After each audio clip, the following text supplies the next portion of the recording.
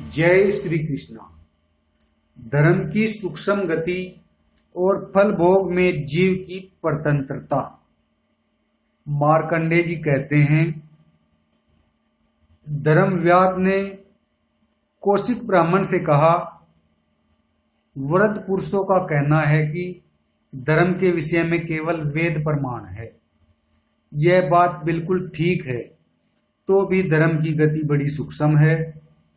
उसके अनेकों भेद, अनेकों शाखाएं हैं। वेद में सत्य को धर्म और असत्य को अधर्म बताया गया है। परंतु यदि किसी के प्राणों का संकट उपस्थित हो और वहां असत्य भाषण से उसके प्राण बच जाते हो, तो उस अवसर पर असत्य बोलना धर्म हो जाता है। वहां असत्य से ही सत्य का काम निकलता है। ऐसे समय में सत्य बोलने से असत्य का फल प्राप्त होता है।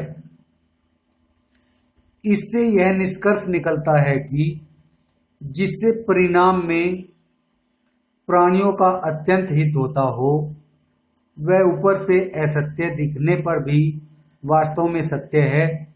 इसके विपरीत जिससे किसी का अहित होता हो, दूसरों के प्राण जाते हो, वह देखने में सत्य होने पर भी वास्तव में असत्य एवं अधर्म है। इस प्रकार विचार करके देखो तो धर्म की गति बड़ी सूक्ष्म दिखाई देती है। मनुष्य जो भी शुभ या अशुभ कर्म करता है, उसका फल उसे अवश्य ही भोगना पड़ता है।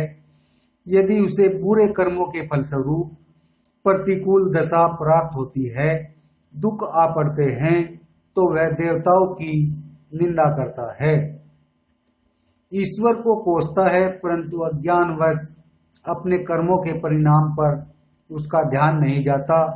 मूर्ख, कपटी और चंचल चित्त वाला मनुष्य सदा ही सुख दुख में चक्कर में पड़ा रहता है।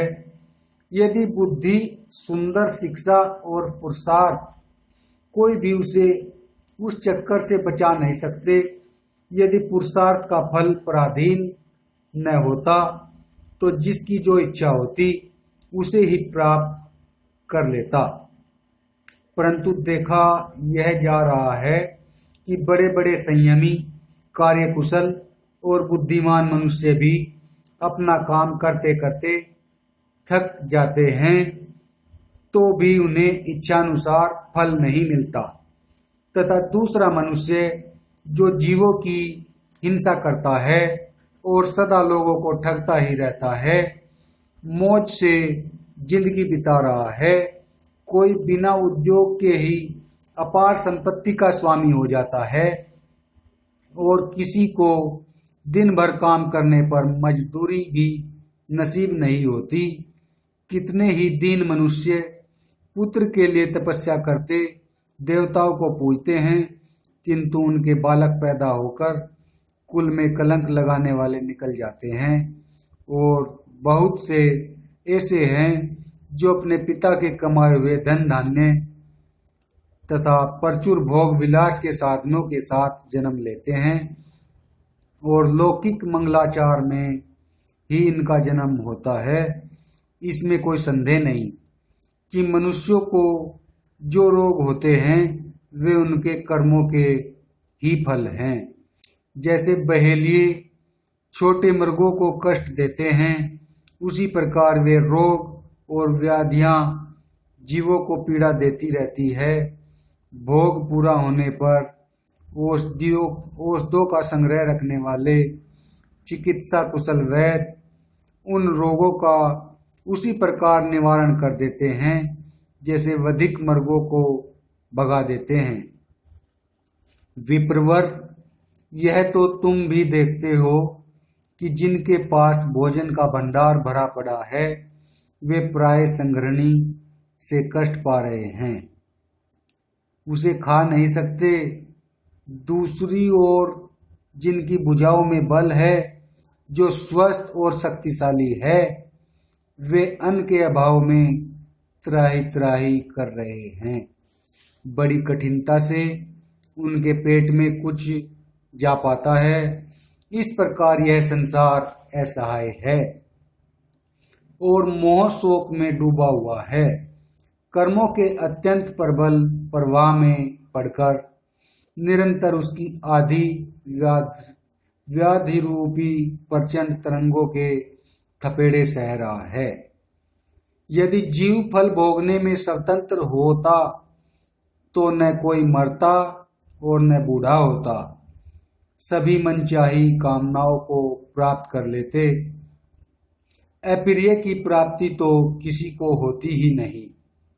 देखा जा रहा है कि जगत में सभी लोग सबसे ऊंचा होना चाहते हैं और इसके लिए यथाशक्ति प्रयत्न भी करते हैं, किंतु वैसा होता नहीं।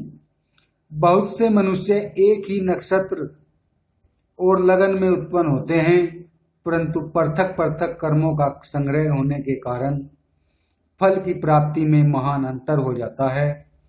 कहाँ तक कहाँ जाए, नित्य अपने उपयोग में आने वाली वस्तु पर भी किसी का अधिकार नहीं है।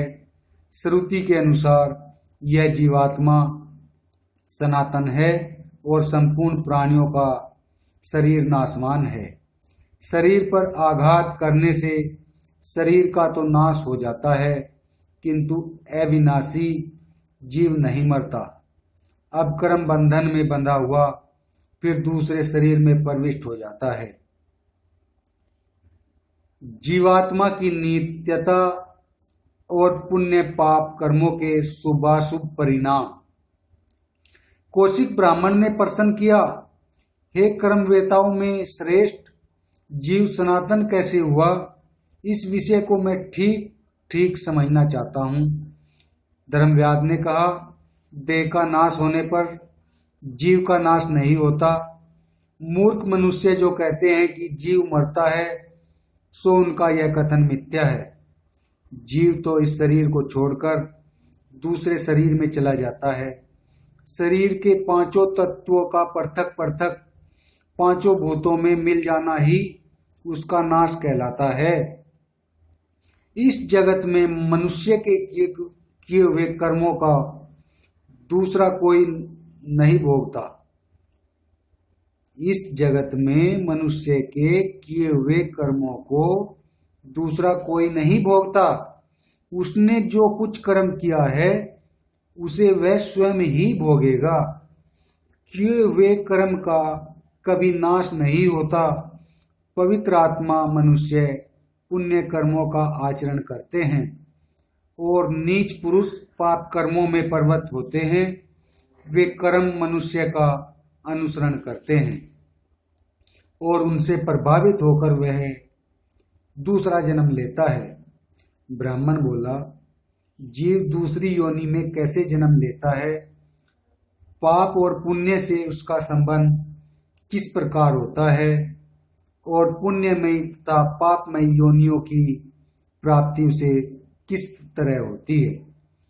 धर्मव्याध ने कहा, जीव कर्म बीजों का संग्रह करके जिस प्रकार शुभ कर्मों के अनुसार उत्तम योनियों में और पाप कर्मों के अनुसार अधम योनियों में जन्म ग्रहण करता है, उसका मैं संक्षेप में वर्णन करता हूँ। केवल शुभ कर्मों का संयोग होने से जीव को देवत्व की प्राप्ति होती है। शुभ और अशुभ दोनों का मिश्रण होने पर वह मनुष्य योनियों में जन्म लेता है। मोह में डालने वाले तामस कर्मों के आचरण से पशु पक्षी आदि योनियों में जाना पड़ता है और पापी मनुष्य नरक में पड़ता है। वह जन्म मरण और वृद्धावस्था के दुखों से सदा पीड़ित होता रहता है। अपने ही पापों के कारण उसे बारंबार संसार के क्लेश भोगने पड़ते हैं। कर्म बंधन में बंधे हुए जीव हजारों प्रकार की तिर्यक योनियों में और नरकों में चक्कर लगाया करते हैं। मनुष्य के पश्चात पाप कर्मों से दुख प्राप्त होता है और उस दुख का भोग करने के लिए ही वह जीव नीच जाति में जन्म लेता है। वहां फिर नए नए बहुत से पाप कर्म कर बैठता है, जिनके कारण कुपथ्य खा लेने वाले रोगी की तरह उसे पुनः नाना प्रकार के कष्ट भोगने पड़ते हैं। इस प्रकार यद्यपि वह निरंतर दुख उठाता रहता है, तथापि अपने को दुखी नहीं मानता, दुख को ही सुख समझने लगता है। जब तक बंधन में डालने वाले कर्मों का फल पूरा नहीं होता और नए नए कर्म बनते रहते हैं, तब तक अनेकों कष्टों को सहन करता हुआ वह चक्र की तरह इस संसार में चक्कर लगाता रहता है। जब बंधन कारक कर्मों के भोग पूर्ण हो जाते हैं और सत्कर्मों के द्वारा उसमें शुद्धि भी आ जाती है, तब वह तप और योग का आरंभ करता है।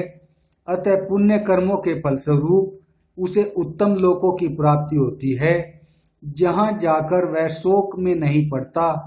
पाप करने वाले मनुष्य को पाप की आदत हो जाती है, फिर उसके पाप का अंत नहीं होता। इसलिए पुण्य कर्म करने के लिए ही प्रयत्न करना चाहिए। पाप का तो त्याग ही उचित है। जो संस्कार संपन्न, जितेंद्रिय, पवित्र तथा मन पर काबू रखने वाला है, उस बुद्धिमान पुरुष को दोनों ही लोकों में सुख की प्राप्ति होती है। इसलिए प्रत्येक मनुष्य को चाहिए कि वह सत्पुरुषों के धर्म का पालन करे और शिष्टों के ही समान बर्ताव करे। संसार में जिससे किसी को कष्ट न पहुंचे, ऐसी वृत्ति से जीविका चलावे। अपने धर्म के अनुसार ही कर्म करे, जिससे कर्मों का संकर मिश्रण न होने पाए। बुद्धिमान पुरुष धर्म से ही आनंद मनाता है, धर्म का ही आश्रय ग्रहण करता है और धर्म से कमाए हुए धन के द्वारा धर्म का ही मूल सींचता है।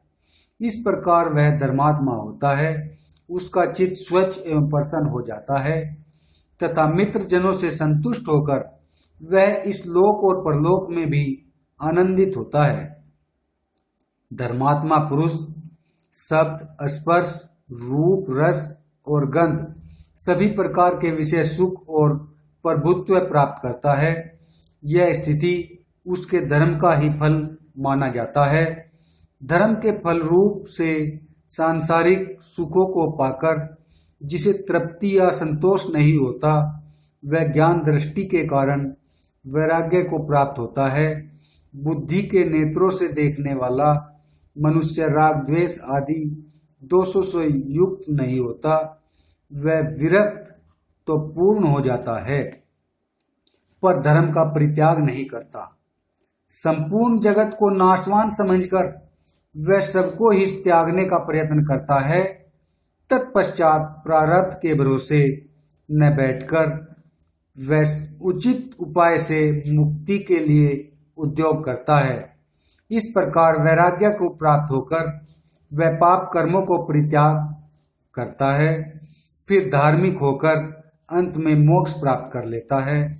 जीव के कल्याण का साधन है तप, और तप का मूल है सम और दम, मन और इंद्रियों पर विजय प्राप्त करना। उस तप के द्वारा मनुष्य अपनी सभी मनोवांछित वस्तुओं को प्राप्त करता है। इंद्रिय संयम, सत्य भाषण और सम दम, इनके द्वारा मनुष्य परम पद मोक्ष को भी प्राप्त कर लेता है। जय श्री कृष्णा।